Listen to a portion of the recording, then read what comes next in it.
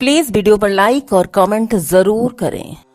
पर कोनो खबर आम्रपाली दुबे से जुड़ी है। सावन के चौथे सोमवार आम्रपाली दुबे ने रखा व्रत, शिवलिंग पर दूध चढ़ाकर की पूजा।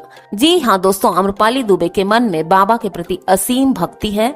एक्ट्रेस व्रत रखने से लेकर प्रसिद्ध ज्योतिर्लिंग के दर्शन भी करती हैं। वो अक्सर काशी के बाबा विश्वनाथ के दर्शन करने भी जाती रहती हैं। सावन का महीना सबसे पवित्र माना जाता है और कहा जाता है कि इस महीने बाबा की भक्ति करने के बाद मन की मुराद जरूर पूरी होती है। इस सावन आम्रपाली दुबे बाबा भोलेनाथ को खुश करने का एक भी मौका छोड़ नहीं रही हैं।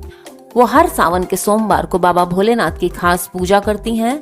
और हाँ दोस्तों, सावन के चौथे सोमवार को भी आम्रपाली दुबे ने बाबा भोलेनाथ के मंदिर में जाकर पूजा अर्चना की। एक्ट्रेस ने शिवलिंग पर दूध चढ़ाया और एक्ट्रेस ने फोटो के कैप्शन में लिखा, सावन का चौथा सोमवार फास्टिंग।